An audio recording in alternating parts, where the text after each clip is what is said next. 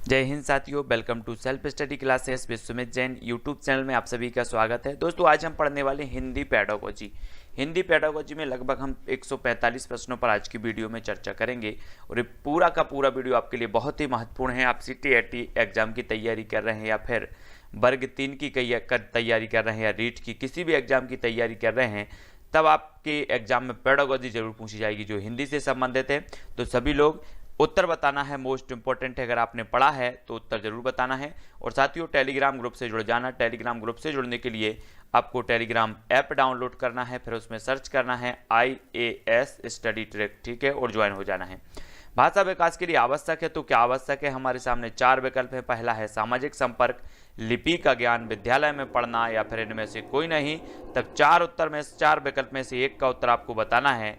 तब भाषा विकास के लिए जो आवश्यक होता है वो क्या होता है? वो होता है लिपि का ज्ञान, यानी कि जो विकल्प नंबर बी है वो इसका सही हो जाएगा, ठीक है। अगला क्वेश्चन देखेंगे, शिक्षा तथा भाषा का संबंध है, तो क्या संबंध है? शिक्षा के माध्यम से भाषा सीखी जाती है। भाषा तथा शिक्षा का संबंध अस्पष्ट है। अधिकांश शिक्षा भाषा के माध्यम से ली एवं दी जाती है, या भाषा एवं शिक्षा में कोई संबंध नहीं है। तब प्रश्न क्रमांक 2 का उत्तर हमारा क्या हो जाएगा? तो आपने उत्तर जो बताया वो सी, यानी कि अधिकांश शिक्षा भाषा के माध्यम से ली एवं दी जाती है, तो सी नंबर इसका सही हो जाएगा, ठीक है। बहुत बढ़िया आंसर। अगला क्वेश्चन देख लेते। भाषा है तो भाषा क्या है? विचारों का आदान प्रदान, ध्वनियों का प्रतीक, लिपिबद्ध विचार एवं अनुभव, या फिर वाक्यों का प्रयोग। तब हमें बताना है कि भाषा क्या है। तो आपका जो उत्तर हो जाता है वो हो जाता है विचारों का आदान प्रदान ही भाषा है, यानी ए नंबर आपका सही हो जाएगा, ठीक है। अगला क्वेश्चन है, भाषागत विकास को प्रभावित करते हैं, तो क्या प्रभावित करते हैं? पारिवारिक एवं सामाजिक संपर्क, परिवार की आर्थिक स्थिति, स्वास्थ्य या उपर्युक्त सभी। तो प्रश्न क्रमांक 4 का जो आपका उत्तर हो जाएगा, भाषागत विकास को प्रभावित करते हैं, तो उपर्युक्त सभी इसका आंसर सही होगा। सभी तथ्य जो हैं ये भाषा विकास को प्रभावित करते हैं। अगला क्वेश्चन है, भाषा सीखी जाती है सुनकर, बोलकर, पढ़कर या फिर अनुकरण द्वारा। तब प्रश्न क्रमांक 5 का उत्तर हमें बताना है। तो सभी लोगों ने बताया है कि भाषा सीखी जाती है अनुकरण द्वारा सीखी जाती है। डी नंबर इसका सही हो जाएगा, ठीक है, अनुकरण द्वारा। नेक्स्ट है, भाषा शब्द की उत्पत्ति हुई है, तो कैसे हुई है? शिक्ष धातु से, भाष धातु से, दिव्य धातु से, या इनमें से कोई नहीं। तब प्रश्न क्रमांक 6 का जो आपका आंसर हो जाएगा दोस्तों, कि भाषा शब्द की जो उत्पत्ति हुई वो भाष धातु से हुई है।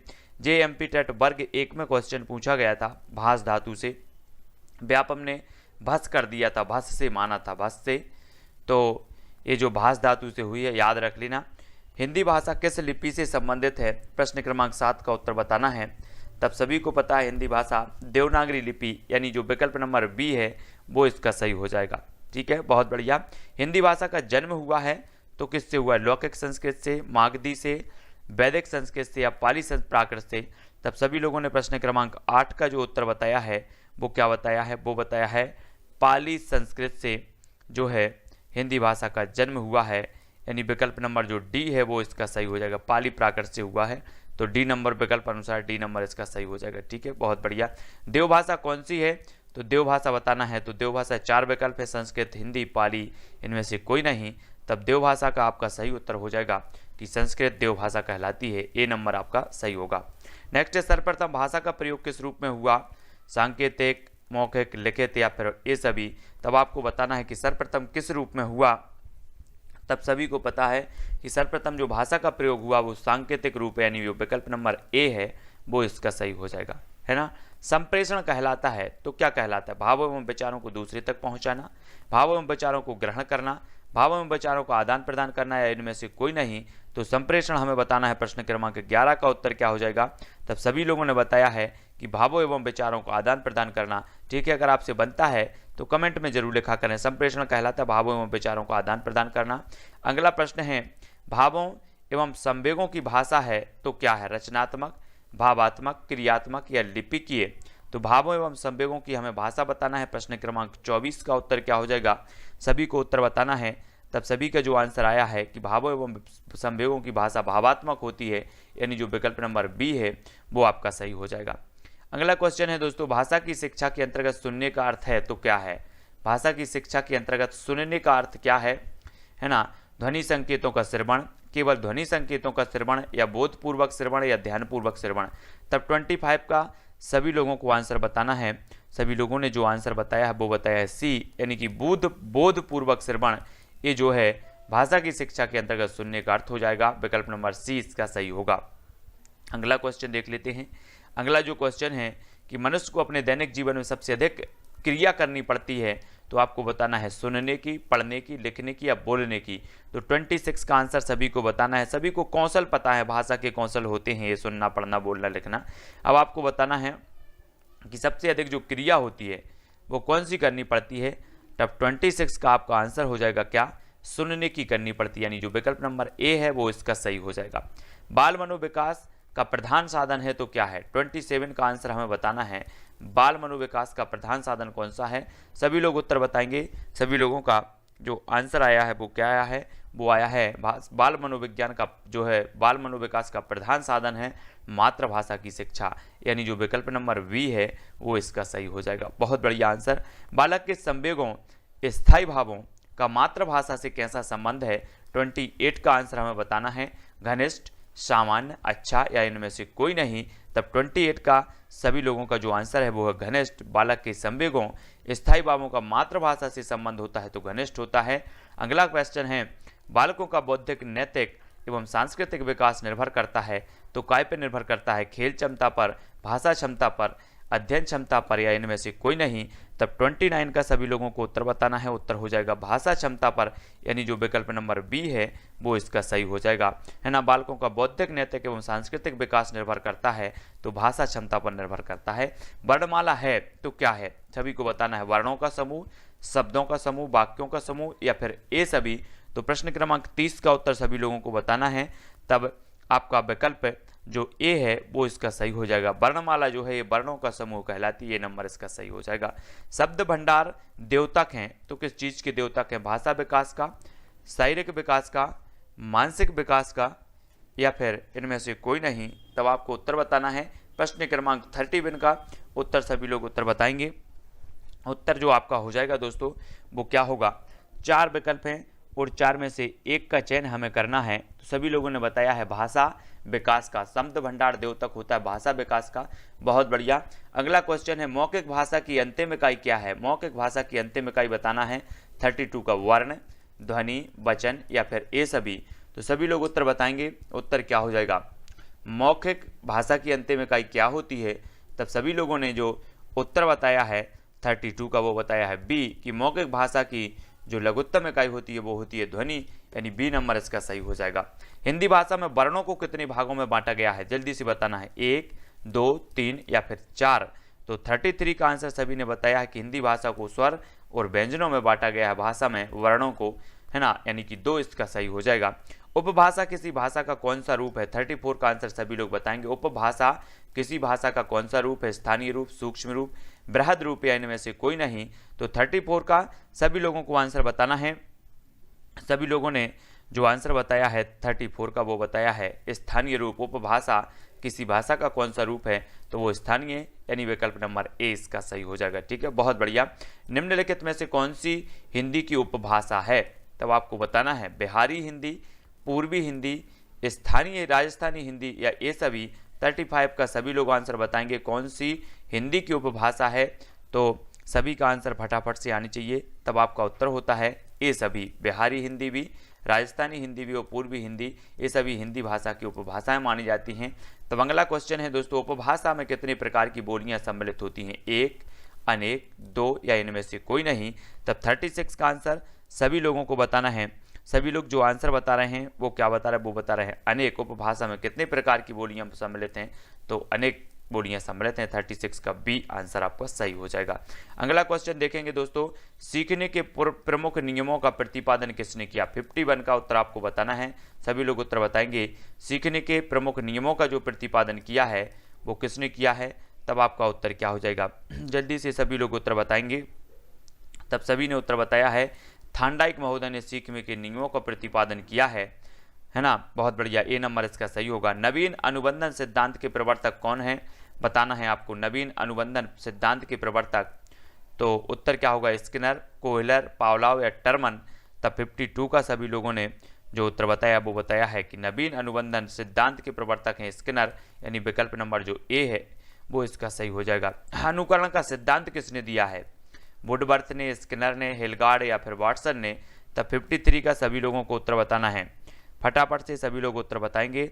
आपका जो आंसर हो जाएगा ये अनुकरण का सिद्धांत दिया हिलगार्ड, यानी विकल्प नंबर जो सी है वो इसका सही हो जाएगा। सीखने से परिवर्तन होता है तो किसका परिवर्तन? व्यक्ति के व्यवहार में, व्यक्ति की मूल प्रवृत्तियों में, व्यक्ति की प्रेरणाओं में, उपर्युक्त सभी में। तो सीखने में परिवर्तन होता है, किस में होता है? सभी लोग उत्तर बताएंगे, तब उत्तर होगा व्यक्ति के व्यवहार में, यानी कि जो विकल्प नंबर ए है वो इसका सही हो जाएगा। ठीक है, बहुत बढ़िया आंसर। प्रारंभ में बालक किस प्रकार सीखता है? आपको बताना है 55 का उत्तर त्रुटि एवं प्रयत्न द्वारा, परीक्षण द्वारा, सूझ द्वारा या विभेदीकरण द्वारा। तब सभी लोग उत्तर बताएंगे। अगर आपसे बनता है तो सभी लोगों ने उत्तर बताया है त्रुटि एवं प्रयत्न द्वारा। प्रारंभ में बालक किस प्रकार सीखता है? तो त्रुटि एवं प्रयत्न द्वारा सीखता है। ए नंबर इसका सही हो जाएगा। किस विधि द्वारा विषय को सीखने में समय की बचत होती है? तो 56 का आंसर सभी लोग बताएंगे। किस विधि द्वारा विषय को सीखने में समय की बचत होती है? तब सभी लोगों ने जो आंसर बताया है वो बताया है बी, यानी कि सूझ विधि द्वारा। बी नंबर इसका सही होगा, है ना। बहुत बढ़िया आंसर। नेक्स्ट है प्रगतिशील व्यवहार व्यवस्थापन की प्रक्रिया को अधिगम कहते हैं। यह कथन किसका है? स्किनर का, पावलोव का, डार्विन या फिर क्रो या क्रो का? तब 57 का आंसर हमें बताना है। आपका जो आंसर आ रहा है वो हो जाएगा स्किनर महोदय का है, तो ए नंबर आपका सही हो जाएगा। बहुत बढ़िया आंसर। थॉर्नडाइक ने सीखने के कितने नियमों का प्रतिपादन किया? 58 का आंसर सभी लोग बताएंगे 2, 3, 4 या 5। तब प्रश्न क्रमांक 58 का बताना है, तब आपका उत्तर होगा 3, है ना। 3 यानी कि जो बी नंबर इसका है वो सही हो जाएगा। ठीक है, बहुत बढ़िया आंसर। सीखने के लिए मनुष्य सर्वाधिक किस विधि को अपनाता है? 59 का अनुकरण, सूझबूझ, त्रुटि एवं प्रयास या ए सभी? तो 59 का उत्तर सभी लोग बताएंगे किस विधि को अपनाता है सीखने के लिए, तो जल्दी से बताएंगे। 59 का हो जाएगा ए, यानी कि अनुकरण विधि को अपनाता है, तो ए नंबर इसका सही हो जाएगा। सीखने की प्रक्रिया को सुदृढ़ बनाने वाले तत्व हैं तो कौन से हैं? 60 का उत्तर बताना है। सीखने की प्रक्रिया को सुदृढ़ बनाने वाले तत्व कौन से हैं? प्रेरणा, अभ्यास, परिपक्वता या फिर ए सभी? तो 60 का उत्तर हमें बताना है। जल्दी से उत्तर बताएंगे आप। 60 प्रश्न क्रमांक 60 का उत्तर हो जाएगा डी, यानी कि ए सभी। सीखने की प्रक्रिया को सुदृढ़ बनाने वाले जो तत्व हैं वो ए सभी, यानी डी नंबर इसका सही होगा। अगला क्वेश्चन है दोस्तों, अनुभव एवं प्रशिक्षण द्वारा व्यवहार में परिवर्तन होने की को सीखना कहते हैं। यह कथन किसका है? गेट्स एवं अन्य, वैलेंटाइन, हेगार्डी या इनमें से कोई नहीं? तो बताना है आपको 61 का आंसर। तब सभी लोगों ने उत्तर बताया है कि अनुभव एवं प्रशिक्षण द्वारा व्यवहार में परिवर्तन होने को सीखना कहते हैं गेट्स महोदय, यानी विकल्प नंबर जो ए है वो आपका सही हो जाएगा। जो भाषा स्वाभाविक रूप से सीखी जाती है वह कौन सी है? 62 का आंसर बताना। देवभाषा, उपभाषा, राष्ट्रभाषा या फिर मातृभाषा? तब सभी लोगों ने उत्तर बताया है कि जो स्वाभाविक सीखी रूप से सीखी जाती है वो है मातृभाषा, यानी डी नंबर इसका सही होगा। वह मूल ध्वनि जिसको खंड ना किया जा सके वह कौन सी है? 63 का उत्तर सभी लोग बताएंगे। वह मूल ध्वनि जिसको खंड ना किया जा सके वो कौन सी है? तब सभी लोगों ने जो उत्तर बताया 63 का वो क्या बताया है? सभी लोगों को आंसर बताना है। 63 का आंसर आपका क्या हो जाएगा? तो सभी लोगों ने जो आंसर बताया वो बताया बी, यानी कि वर्ण। वह मूल ध्वनि जिसको खंड ना किया जा सके वर्ण कहलाती है, सभी को याद रखना। तब हमारा अगला जो प्रश्न होता है, भाषा और विचारों में संबंध है तो क्या संबंध है? मानसिक, घनिष्ठ, आर्थिक या फिर शारीरिक? तब 12 का उत्तर सभी लोग उत्तर बताएंगे। तो भाषा और विचारों में जो संबंध होता है वो घनिष्ठ संबंध, यानी विकल्प नंबर जो बी है वो इसका सही हो जाएगा। ठीक है, बहुत बढ़िया। बालक की भाषा सभ्य एवं सुसंस्कृत बनाने में योगदान है तो किसका योगदान है? सभी को पता है परिवार, समाज, विद्यालय या फिर इन सभी? तो सभी लोगों ने जो आंसर बताया वो बताया डी, यानी कि समाज का भी है, परिवार का भी है और विद्यालय का भी। बहुत बढ़िया आंसर। विचारों की अभिव्यक्ति का साधन है तो क्या है? विचारों की अभिव्यक्ति का साधन हमें बताना है। 14 का उत्तर क्या हो जाएगा? सभी को पता है कि विचारों की अभिव्यक्ति का जो साधन होता है, माध्यम होता है, वो भाषा होती है। ठीक है, अगला क्वेश्चन है भाषा में परिवर्तन के कारण है। तो प्रश्न क्रमांक 15 का उत्तर सही बताएंगे। स्थान विशेष की जलवायु, कई पीढ़ियों का अंतर, भौगोलिक भिन्नता या उपर्युक्त सभी? तो भाषा में परिवर्तन के जो कारण माने जाते हैं, प्रश्न क्रमांक 15 का उत्तर हमें बताना है। तब आपका उत्तर होगा क्या? ए, यानी कि स्थान विशेष की जलवायु भाषा में परिवर्तन के कारण माने जाते हैं। ए नंबर इसका सही हो जाएगा। नेक्स्ट है भाषा वह व्यापार है जिससे हम शब्दों द्वारा विचार को व्यक्त करते हैं, ये जो कथन है वो किसका है? प्रश्न क्रमांक 16 का उत्तर हमें बताना है। भाषा वह व्यापार है जिससे हम शब्दों द्वारा विचार को व्यक्त करते हैं, ये जो कथन है ये किसका है? तब आपका प्रश्न क्रमांक जो 16 है इसका उत्तर होगा पतंजलि, यानी जो विकल्प नंबर बी है वो इसका सही हो जाएगा। ठीक है, हिंदी की मानक भाषा कौन सी है? प्रश्न क्रमांक 17 का उत्तर सभी लोगों को बताना है। तब आपका उत्तर क्या हो जाएगा? मानक भाषा है तो खड़ी बोली, यानी विकल्प नंबर जो ए है वो इसका सही होगा। ठीक है, देवनागरी लिपि का विकास हुआ है किस लिपि से? रोमन, ब्राह्मी, फारसी या फिर रूसी? तो देवनागरी का सभी को पता है कि इसका ब्राह्मी लिपि से जो है विकास हुआ है, यानी विकल्प नंबर जो बी है वो इसका सही होगा। भाषा का उद्देश्य होता है तो क्या? भाषण, संप्रेषण या फिर अन्वेषण? तो भाषा का उद्देश्य क्या होता है हमें बताना है। तब आपका उत्तर जो हो जाएगा दोस्तों वो हो जाएगा बी, यानी कि संप्रेषण। भाषा का उद्देश्य होता है संप्रेषण। हिंदी को भारत संघ की राजभाषा के रूप में कब स्वीकार किया? प्रश्न क्रमांक 20 का उत्तर हमें बताना है। 14 सितंबर 1949, 14 अगस्त 1950, 26 जनवरी 1949 या फिर 14 अक्टूबर 1949? तब आपको पता है कि हम हिंदी दिवस 14 सितंबर को मनाते हैं, है ना। तो 14 सितंबर 1949 को जो हिंदी को भारत संघ की राजभाषा के रूप में स्वीकार किया गया। भाषा का मानक रूप बालक कहाँ सीखता है? मानक रूप बताना है। 21 का आंसर हमें बताना है कि जो भाषा का मानक रूप है वो कहाँ पर सीखता है। तब सभी को पता है कि वो विद्यालय में, यानी कि विकल्प नंबर जो डी है वो इसका सही हो जाएगा। ठीक है, बहुत बढ़िया। अगर आपसे बनते हैं तो उत्तर जरूर बताया करो। भाषा विकास, भाषा किसका साधन है? वाचन का, भावाभिव्यक्ति का, लेखन का या इनमें से कोई नहीं?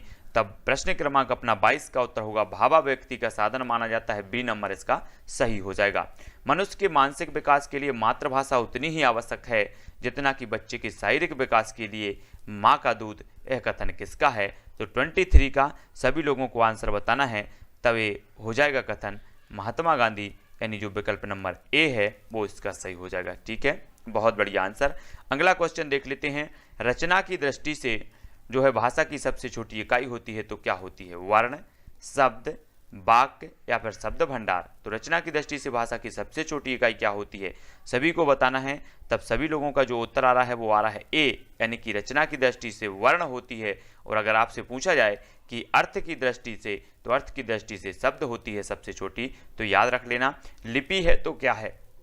वर्णों की व्यवस्था, वाक्यों की व्यवस्था, शब्दों की व्यवस्था, इनमें से कोई नहीं। तो लिपि क्या है? 38 का आंसर सभी लोग बताएंगे। तब सभी का आंसर है वर्णों की व्यवस्था क्या कहलाती है? लिपि कहलाती है। ए नंबर इसका सही हो जाएगा। अगला क्वेश्चन है, भाषा का ग्रहण पक्ष है तो कौन सा है? सुनना, पढ़ना, सुनना एवं पढ़ना या फिर लिखना? तो भाषा का ग्रहण पक्ष कौन सा कहलाता है? तब सभी लोगों ने आंसर बताया है कि सुनना एवं पढ़ना ये ग्रहण पक्ष कहलाते हैं, यानी कि सुनने से भी ग्रहण होता है, पढ़ने से भी। ठीक है, बहुत बढ़िया। अगला क्वेश्चन है, बोलना एवं लिखना भाषा के किस पक्ष को प्रदर्शित करता है? तब 40 का आंसर सभी लोग बताएंगे, जल्दी जल्दी से बताना है। तो सभी लोगों ने जो उत्तर बताया है वो बताया है बोलना एवं लिखना भाषा के किस पक्ष को प्रदर्शित करता है? तो अभिव्यक्ति पक्ष को, यानी विकल्प नंबर जो ए है वो आपका सही हो जाएगा। नवजात शिशु की भाषा किस रूप में होती है? 41 का उत्तर बताना है। नवजात शिशु की जो भाषा है वो किस रूप में होती है? रुदन, क्रंदन, बलबलाना या फिर कूइंग? तो नवजात शिशु की भाषा बताना है। तो आपका जो आंसर हो जाएगा 41 का वो हो जाएगा रुदन, यानी विकल्प नंबर जो ए है वो आपका सही होगा। ठीक है, बहुत बढ़िया। हिंदी वर्णमाला में कुल कितने प्रकार के व्यंजन हैं? सभी लोग बताएंगे। व्यंजन बताना है, व्यंजन कितने प्रकार के होते हैं? तो 42 का आंसर सभी को बताना है। तब आपका उत्तर होगा 3 प्रकार के व्यंजन होते हैं हिंदी वर्णमाला में। तो सभी को याद रख लेना, कितने प्रकार के? 3 प्रकार के, है ना। भाषा विकास को प्रभावित करने वाला कारक है तो कौन सा? 43 भाषा विकास को परिपक्वता, स्वास्थ्य, प्रेरणा या ये सभी? तो भाषा विकास को सभी को पता है कि प्रेरणा भी करती है, परिपक्वता और स्वास्थ्य सभी को करते हैं। तो 43 का आंसर क्या होगा?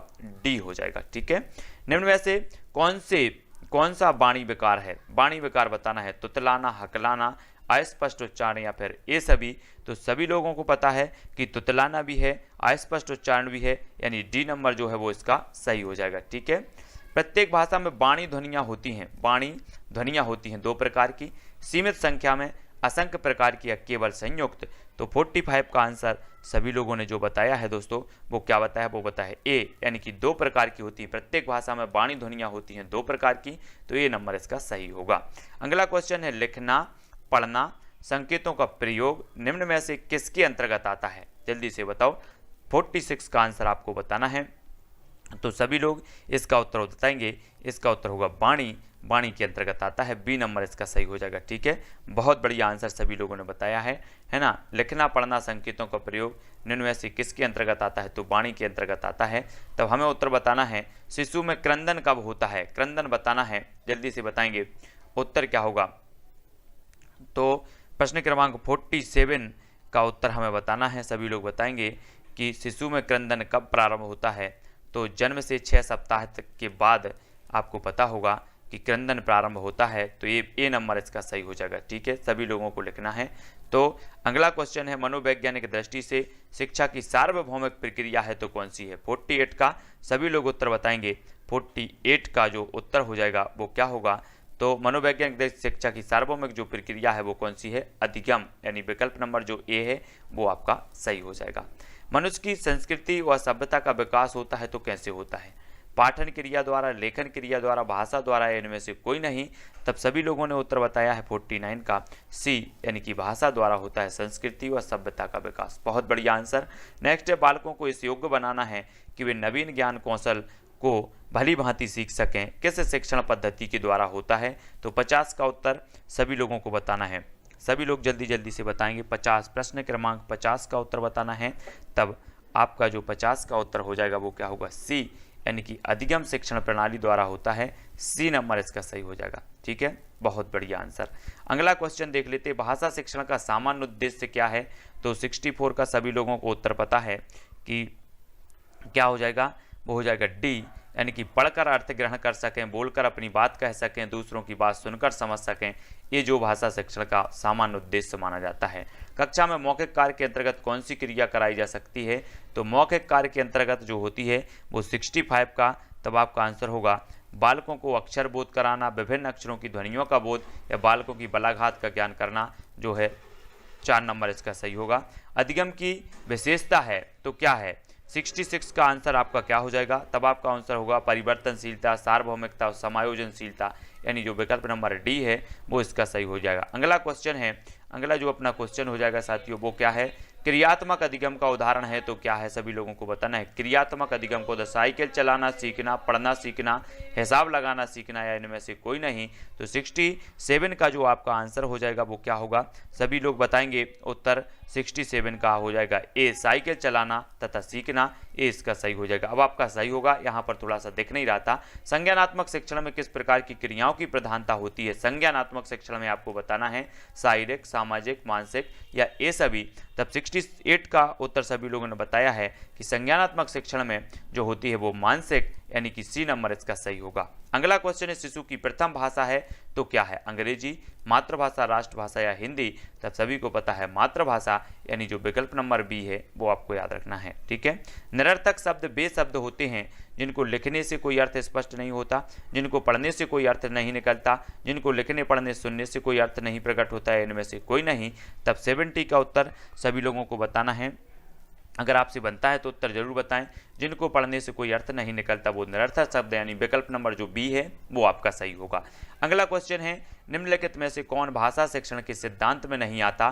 तब हमें बताना है भाषा शिक्षण के सिद्धांत में कौन नहीं आता? स्वतंत्रता का सिद्धांत, अनुकरण का सिद्धांत, व्यक्तिक भिन्नता का सिद्धांत, या इनमें से कोई नहीं। 71 का उत्तर हमें बताना है, और 71 का जो आंसर हो जाएगा वो डी हो जाएगा, है ना। भाषा शिक्षण के सिद्धांत में नहीं आता, तो डी नंबर आपका सही होगा।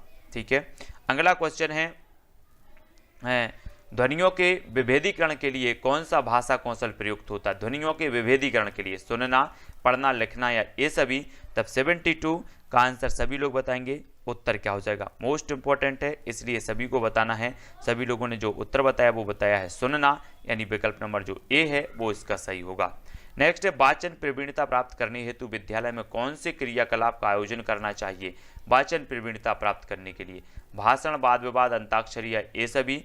तब सभी लोगों ने 73 का जो आंसर बताया, अधिकांश लोग जो बता रहे हैं कि ए सभी, यानी कि डी नंबर जो है वो इसका सही हो जाएगा। बहुत बढ़िया आंसर सभी लोगों ने एकदम। प्रश्न जो हो जाएगा वो क्या होगा? भाषा सहायक होती है तो किसमें सहायक होती है? 74 का आंसर सभी लोगों को बताना है। सभी लोग उत्तर बताएंगे कि भाषा सहायक होती है तो कैसे सहायक होती है? संप्रेषण में भी होती है, प्रत्यय निर्माण में भी और अधिग्रहण में, यानी ये सभी में सहायक होती है। भाषा कौशल के कितने प्रकार हैं? 75 का सभी लोगों को उत्तर बताना है। सभी लोग उत्तर बताएंगे कि भाषा कौशल के जो प्रकार होते हैं वो कितने होते हैं। तब सभी को पता है कि भाषा कौशल के 4 प्रकार, यानी डी नंबर इसका सही होगा। श्रवण में कौन सी ज्ञानेंद्रिय की सक्रियता अनिवार्य है? 76 का उत्तर बताना है। श्रवण में कौन सी ज्ञानेंद्रिय की सक्रियता अनिवार्य है? कर्ण की, दृष्टि की, मुख की, या इनमें से कोई नहीं। तब 76 का आंसर बताना है। सभी लोग उत्तर बताएंगे। 76 का आपका जो आंसर हो जाएगा कि श्रवण में जो होती है वो कान की होती है, यानी विकल्प नंबर जो ए है वो आपका सही हो जाएगा। दादी या नानी माँ की कहानी बच्चों में जागृत होती हैं तो सुनने की जिज्ञासा, काल्पनिक भाव, उपर्युक्त दोनों, या इनमें से कोई नहीं। 77 का उत्तर सभी लोग बताएंगे कि दादी या नानी माँ की कहानियाँ बच्चों में जागृत करती हैं तो क्या जागृत करती हैं? तो उपर्युक्त दोनों, सुनने की जिज्ञासा और काल्पनिक भाव। ठीक है। अच्छे एवं प्रभावशाली वाचन की विशेषता है लयबद्ध, क्रमबद्ध एवं मधुर, उचित भावभंगिमा, प्रत्येक शब्द का शुद्ध, पूर्ण एवं स्पष्ट उच्चारण, या उपर्युक्त सभी। तब 78 का आंसर सभी लोग उत्तर बताएंगे। सभी लोगों ने उत्तर बताया है डी, उपर्युक्त सभी इसका आंसर हो जाएगा। अगला क्वेश्चन है, निम्न में से कौन सी वाचन कौशल की गतिविधि नहीं है? तो वाचन कौशल की गतिविधि कौन सी नहीं है? वार्तालाप, भाषण, परिचर्चा, या फिर खेलकूद। तो 79 का उत्तर सभी लोग बताएंगे। 79 का उत्तर आपको बताना है। तब सभी लोगों ने जो उत्तर बताया है वो बताया है डी, यानी कि वाचन कौशल की जो गतिविधि नहीं है वो डी नंबर इसका सही हो जाएगा। ठीक है, बहुत बढ़िया आंसर। वाचन शिक्षण का उद्देश्य है तो क्या है? प्रश्न क्रमांक 80 का उत्तर सभी को बताना है। तब सभी लोगों ने उत्तर बताया है कि वाचन शिक्षण का उद्देश्य है तो बालकों को स्वर के आरोह अवरोह का अभ्यास कराना, बालकों को उचित ध्वनि के साथ वाचन का अभ्यास कराना और धारा प्रवाह वाचन की योग्यता कराना, यानी डी नंबर इसका आपका सही हो जाएगा। पठन से संबंधित आवश्यक तत्व क्या है? 81 का उत्तर सभी लोग बताएंगे। पठन से संबंधित जो आवश्यक तत्व है वो कौन सा है? मतलब ए सभी। भाषा ज्ञान का लिपि, भाषा लिपि का ज्ञान, दृश्य इंद्रिय की क्रियाशीलता, रुचि एवं एकाग्रता। तो 81 का डी आपका सही होगा। लिखना कहलाता है तो क्या कहलाता है? 82 ध्वनियों को लिपिबद्ध करना, सुंदर अक्षरों में लिखना, साहित्य की रचना करना, या इनमें से कोई नहीं। तो 82 का आंसर सभी लोग बताएंगे। लिखना क्या कहलाता है? सभी का आंसर आने चाहिए। तब ध्वनियों को लिपिबद्ध करना ये लिखना कहलाता है। ए नंबर जो है वो आपका सही हो जाएगा। शिशु की लेखन क्रिया की शुरुआत होती है तो कहाँ से होती है? टेढ़ी मेढ़ी लकीरों से, सुंदर आकारों से, शुद्ध शब्दों से, या इनमें से कोई नहीं। तब सभी का आंसर फटाफट से आने चाहिए। 83 का जो होता है शिशु की लेखन क्रिया शुरुआत होती है टेढ़ी मेढ़ी लकीरों, यानी विकल्प नंबर ए इसका सही हो जाएगा। लेखन कौशल के विकास में निम्न में से किस बात का ध्यान रखना चाहिए? सभी लोग बताएंगे लेखन कौशल में किस बात का ध्यान रखना चाहिए। उत्तर क्या होगा? 84 का हो जाएगा उपर्युक्त सभी, यानी कि उपर्युक्त सभी का ध्यान। छात्रों के बैठने का ढंग उपयुक्त हो, अक्षर सुडौल हो, कलम पकड़ने की विधि ठीक हो। ये जो 3 नंबर 4 नंबर है वो इसका सही होगा। ठीक है। बालकों में लेखन कला विकसित करने के उद्देश्य से कराया जाना चाहिए। सुलेख प्रतियोगिता, उपर्युक्त दोनों, लिखने का खूब अभ्यास, है इनमें से कोई नहीं। तब सभी ने 85 का जो आंसर बताया है वो क्या बताया? सी, यानी उपर्युक्त दोनों इसका आंसर सही होगा। बहुत बढ़िया आंसर। अगले क्वेश्चन देख लेते हैं। अगला जो अपना क्वेश्चन है वो क्या है? वो है दोस्तों रूपरेखानुकरण विधि का संबंध है। रूपरेखानुकरण विधि का संबंध किससे है?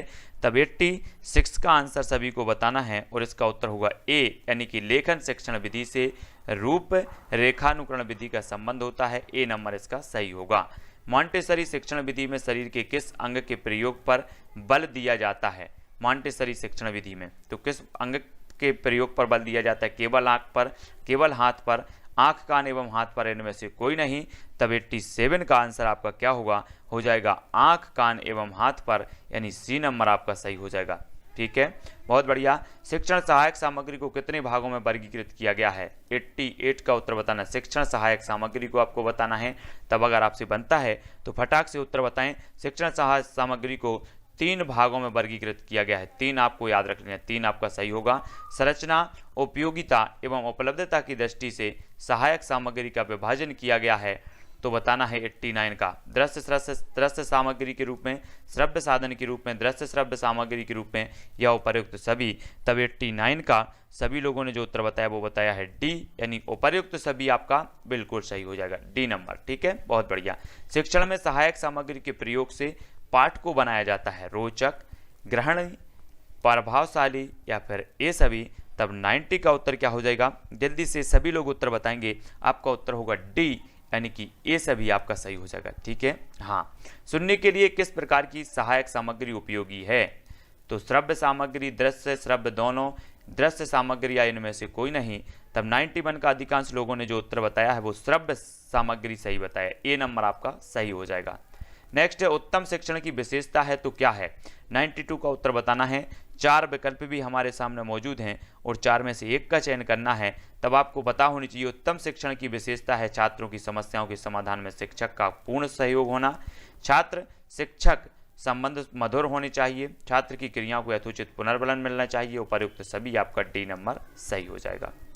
शिक्षण प्रक्रिया के चर होते हैं तो कौन कौन से होते हैं? शिक्षक, शिक्षार्थी, पाठ्यक्रम या ये सभी। तब 93 का उत्तर सभी लोगों को बताना है। 93 का बताया है कि शिक्षक भी होता है, शिक्षार्थी, पाठ्यक्रम भी होता है। डी नंबर इसका सही हो जाएगा। ठीक है, बहुत बढ़िया आंसर है ना। अच्छा शिक्षण होता है तो कौन होता है? सभी लोग बताएंगे। पूर्व ज्ञान पर आधारित, क्रिया आधारित, उद्देश्यपूर्ण या ये सभी। तो अच्छा शिक्षण होता है तो कैसे होता है? 94 का आंसर सभी को बताना है। तब आपका उत्तर होगा ये सभी। क्रिया आधारित भी होता है, उद्देश्यपूर्ण और पूर्ण ज्ञान पर आधारित भी होता है। ये सभी डी नंबर इसका सही होगा। श्रव्य सामग्री नहीं है तो क्या नहीं है? रेडियो, टेप रिकॉर्डर, मॉडल या फिर ग्रामोफोन। तो श्रव्य सामग्री कौन सी नहीं है? सभी को बताना है। 95 का आंसर आपका क्या होगा? तब सभी का आंसर आ रहा है मॉडल। मॉडल श्रव्य सामग्री नहीं होती। सी नंबर आपका सही हो जाएगा। छात्रों के उच्चारण संबंधी अशुद्धियों के निराकरण के लिए क्या किया जाना चाहिए? 96 का बताना है। स्वर एवं व्यंजनों के उच्चारण भेद को समझाया जाए, मौखिक रचना शिक्षण पर बल दिया जाए, शिक्षक का स्वयं का उच्चारण शुद्ध होना चाहिए या उपर्युक्त सभी। तब 96 का अधिकांश लोग जो उत्तर बता रहे हैं वो बता रहे हैं डी, यानी कि उपर्युक्त सभी इसका सही हो जाएगा। डी नंबर आपको बताना है। अग्रलिखित में से कौन शारीरिक कारणों में आता है जिससे विकार उत्पन्न होने के कारण बालक में उच्चारण संबंधी अशुद्धियां उत्पन्न होती हैं? तब हमें बताना है कि उच्चारण संबंधी जो अशुद्धियां उत्पन्न होती हैं वो कैसे होती हैं? जिह्वा, नाक, होंठ या फिर ये सभी। तब हमें 97 का उत्तर सभी लोग बताएंगे तो ये सभी इसका सही हो जाएगा। ठीक है। सहचार विधि में भाषा की आरंभिक शिक्षा प्रदान की जाती है खेल खेल में, वाद विवाद द्वारा, चित्रांकन द्वारा या निबंध द्वारा। तो सहचर विधि में भाषा की आरंभिक शिक्षा प्रदान की जाती है तो कैसे की जाती है? 98 का बताना है। तो इसका उत्तर होगा खेल खेल में, यानी ए नंबर जो है वो आपका सही हो जाएगा। हिंदी शिक्षण को प्रभावशाली बनाने का साधन है तो क्या है? पाठ्यपुस्तक, मानचित्र, ब्लैक बोर्ड या ये सभी। तो उत्तर बताना है। 99 का सभी लोग उत्तर बताएंगे। मोस्ट इंपॉर्टेंट है, सभी को बताना है। तब सभी ने उत्तर जो बताया है वो बताया है ये सभी, है ना। हिंदी शिक्षण को प्रभावशाली बनाने का साधन पाठ्यपुस्तक भी, मानचित्र और ब्लैक बोर्ड, ये सभी इसका सही होगा। कविता शिक्षण का मुख्य लक्षण क्या है? कविता का भावार्थ बताना, शब्द भंडार में वृद्धि करना, उच्चारण संबंधी दोषों का निवारण या इनमें से कोई नहीं। तब प्रश्न क्रमांक 100 का उत्तर हमें बताना है कविता शिक्षण का मुख्य लक्ष्य क्या होता है? बहुत बढ़िया आंसर बता रहे हैं। 100 का हो जाएगा ए, यानी कि कविता का भावार्थ बताना इसका सही होगा। ठीक है। अगला क्वेश्चन देख लेते हैं। प्राथमिक स्तर पर कविता शिक्षण की प्रणाली है तो क्या है? गीत, अभिनय, व्याख्या या फिर ए और सी दोनों। तो प्राथमिक स्तर पर बताना है। तब आपका 101 का आंसर क्या होगा? अधिकांश लोगों ने बताया है डी, यानी प्राथमिक स्तर पर कविता शिक्षण प्रणाली है तो वो है ए और सी दोनों। डी नंबर आपका सही होगा। भाषा पढ़ने में पाठ्य पुस्तक है तो क्या है? एक साधन है, साध्य है, प्रसाधन है या फिर असाध्य है। तो भाषा पढ़ाने में जो पाठ्य पुस्तक है वो क्या है? तब आपका उत्तर होगा एक साधन है पाठ्य पुस्तक। ए नंबर इसका सही होगा। अच्छे पाठ्य पुस्तकों का गुण नहीं है तो क्या नहीं? क्रमबद्धता, सोद्देश्यता, सार्थकता या अनुपयुक्तता। तब जल्दी से उत्तर हमें बताना है। सभी ने बताया है डी। बहुत बढ़िया आंसर। उपचारात्मक शिक्षण का तात्कालिक लक्ष्य क्या है? उपचारात्मक शिक्षण का 104 का उत्तर बताना है। तो उत्तर इसका हो जाएगा उपचारात्मक शिक्षण का तात्कालिक लक्ष्य होता है छात्र की अधिगम समस्या तथा कठिनाई को हल करना। मतलब जो विकल्प नंबर ए है वो आपका सही हो जाएगा। उच्च प्राथमिक स्तर पर कविता शिक्षण के लिए कौन सी विधि अपनाई जाती है? 105 का उत्तर सभी लोग बताएंगे। 105 का उत्तर हो जाएगा दोस्तों सी, व्याख्या विधि। उच्च प्राथमिक स्तर पर कविता शिक्षण के लिए कौन सी विधि अपनाई जाती है? तो व्याख्या विधि अपनाई जाती है, यानी सी इसका सही होगा। पूर्व माध्यमिक स्तर पर छात्रों को रचना का ज्ञान देने के लिए कराया जाना चाहिए तो क्या कराया जाना चाहिए? 106 का उत्तर सभी को बताना है। तब सभी लोगों ने 106 का जो उत्तर बताया वो सी बताया है, यानी देखी हुई घटनाओं का वर्णन कराना, यानी सी नंबर आपका सही होगा। छात्रों को उपचारात्मक शिक्षण प्रदान करने की सबसे सुगम विधि है तो क्या है? उपचारात्मक शिक्षण जो है प्रदान करने की सबसे सुगम विधि क्या मानी जाती है? तब प्रश्न क्रमांक 107 का उत्तर बताया है ए, कक्षा के छात्रों के अधिगम संबंधी दोषों एवं कमजोरियों का निदान कर उनसे मुक्त करना, ए नंबर इसका सही हो जाएगा। ठीक है, बहुत बढ़िया आंसर। और भी आगे देखते हैं, पूरे के पूरे महत्वपूर्ण प्रश्न हैं, आपको बहुत अच्छे से पढ़ना है साथियों। अब आपका उत्तर है लिंगबा फोन किस प्रकार की सहायक सामग्री है? सभी को उत्तर बताना है 108 का। तो बताओ जल्दी से, लिंगाबा फोन किस प्रकार की सहायक सामग्री मानी जाती है? तो 108 का आपका हो जाएगा विकल्प नंबर श्रव्य उपकरण मानी जाती है, बी नंबर आपका सही होगा। ठीक है, कहानी शिक्षण में किस बात को ध्यान में रखना आवश्यक है? कहानी शिक्षण में कथा वस्तु बालकों के स्तरानुसार, उसमें गतिशीलता एवं क्रमबद्धता हो, कथा वस्तु में भयानकता एवं विभत्स ना हो, या उपर्युक्त सभी। तब 109 का उत्तर बताना है। 109 का अधिकांश लोगों ने बताया है डी, यानी कि डी इसका सही हो जाएगा। मूल्यांकन से क्या तात्पर्य? 110 का उत्तर सतत चलने वाली प्रक्रिया, छात्रों के व्यवहार परिवर्तन की जानकारी, उद्देश्य की पूर्ति का सीमांकन, या मूल्यांकन के जो साथ तात्पर्य हो जाएगा वो क्या होगा? वो होगा उपर्युक्त सभी, डी नंबर इसका सही होगा। हिंदी किस भाषा परिवार की भाषा? मोस्ट इंपॉर्टेंट है, 111 का उत्तर बताना है। तो जल्दी से कमेंट में लिखो 111 का क्या हो जाएगा?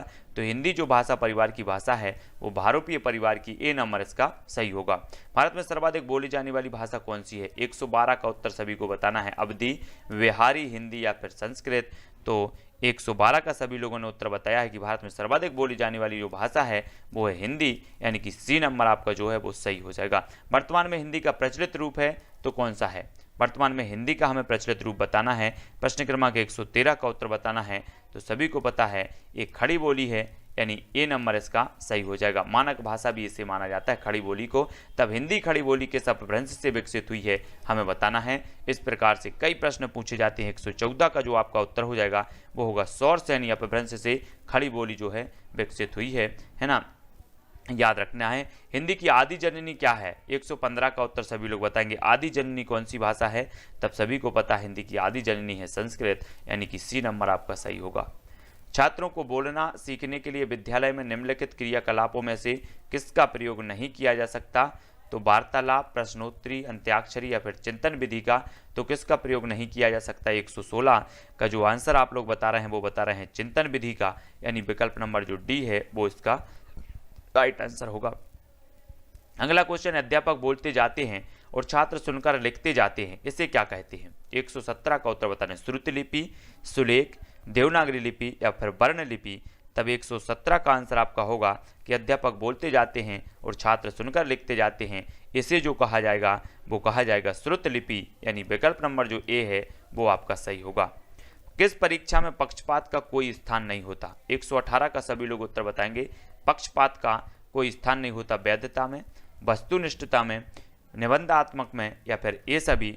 तो 118 का आपका उत्तर होगा वस्तुनिष्ठता, यानी विकल्प नंबर सी जो है वो आपका बिल्कुल सही हो जाएगा।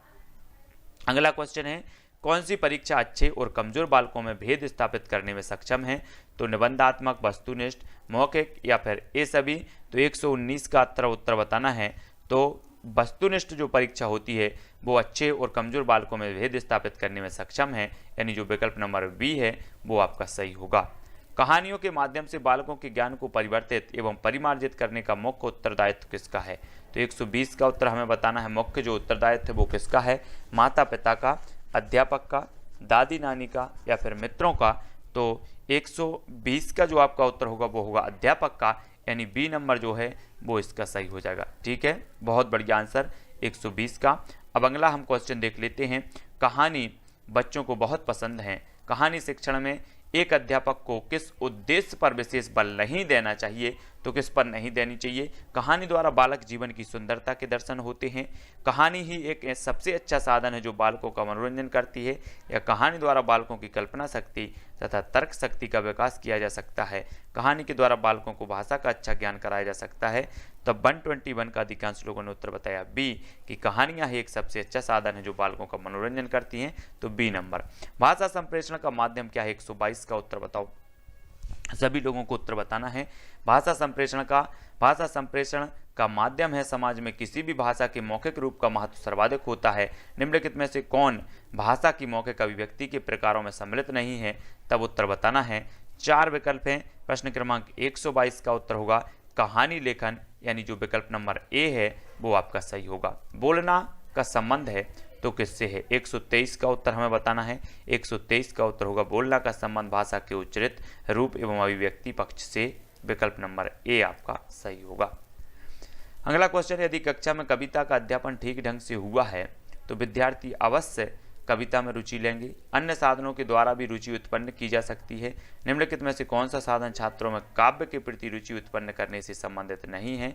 तो 124 का हमें उत्तर बताना है और 124 का हो जाएगा बी, नानी की कहानियां, यानी बी नंबर इसका सही होगा। बच्चा जब सर्वप्रथम भाषा सीखता है तो वह उसके मौखिक रूप का ही प्रयोग करता है, उसे सिखाया भी मौखिक रूप से ही जाता है। निम्न में से किसका संबंध भाषा के मौखिक रूप से है?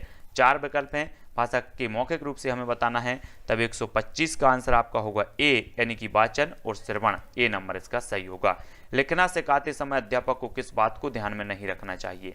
छात्रों के बैठने का ढंग उपयुक्त हो, अध्यापक को स्वयं आदर्श लेखन बच्चों के समक्ष प्रस्तुत करना चाहिए, या फिर लिखने में सर्वप्रथम वर्णमाला का अभ्यास कराना चाहिए, छात्रों में भेदभाव नहीं करना चाहिए। तो 126 का जो आपका आंसर होगा वो डी, छात्रों में भेदभाव नहीं करना चाहिए, ए इसका सही हो जाएगा। ठीक है, अगला क्वेश्चन देख लेते हैं। अगला क्वेश्चन, एक शिक्षक पाठ को पढ़ाने के बाद अपने छात्रों को गृहकार देता है, क्यों देता है? 127 का उत्तर, इसका जो सही उत्तर 4 में से हो जाएगा वो हो जाएगा गृहकार करने से जो है छात्रों में स्वाध्याय की जो है आदत का विकास होता है, तब आपको याद रख लेना है। ठीक है, बहुत बढ़िया। और भी क्वेश्चन देख लेते हैं, कुछ और क्वेश्चन है आपके लिए। सुनना भाषाई कौशल का प्रथम सोपान है, क्यों सुनना भाषाई कौशल का प्रथम सोपान माना जाता है? क्यों माना जाता है? क्योंकि आरंभ में बालक अपने माता पिता को बोलते सुनता है और धीरे धीरे अनुकरण करने लगता है, तो ए नंबर जो है वो इसका सही होगा। शैक्षणिक निदान का प्रयोजन है तो क्या है? 129 का उत्तर बताना है। तब सभी लोगों ने बताया कि विषय वस्तु से संबंधित कठिनाइयों एवं कमजोरियों का पता लगाना ये शैक्षणिक निदान का प्रयोजन माना जाता है, ए नंबर इसका सही होगा। शैक्षणिक उपचार का प्रमुख प्रयोजन क्या है? 130 का उत्तर सभी लोग बताएंगे। 130 का जो उत्तर होगा, शैक्षणिक उपचार का प्रमुख जो प्रयोजन होता है वो होता है शैक्षणिक कठिनाइयों एवं दोषों का निवारण। तो दोस्तों यहाँ पर पेडागोजी के लगभग हमने 130 प्रश्नों पर चर्चा की और ये बहुत ही महत्वपूर्ण प्रश्न थे। सभी लोगों को वीडियो को लाइक जरूर करना है, शेयर करना है और इसी प्रकार से अनेकों वीडियो आप तक प्रेषित किए जाएंगे। ठीक है, और सभी लोग टेलीग्राम ग्रुप से अवश्य जुड़ जाना है। टेलीग्राम ग्रुप से जुड़ने के लिए आपको सर्च करना है टेलीग्राम ऐप डाउनलोड करना, उसमें सर्च करना IAS स्टडी ट्रिक और ज्वाइन हो जाना है। ठीक है दोस्तों, वीडियो को लाइक और शेयर अवश्य करें। आज की वीडियो के लिए बस इतना ही। जय हिंद।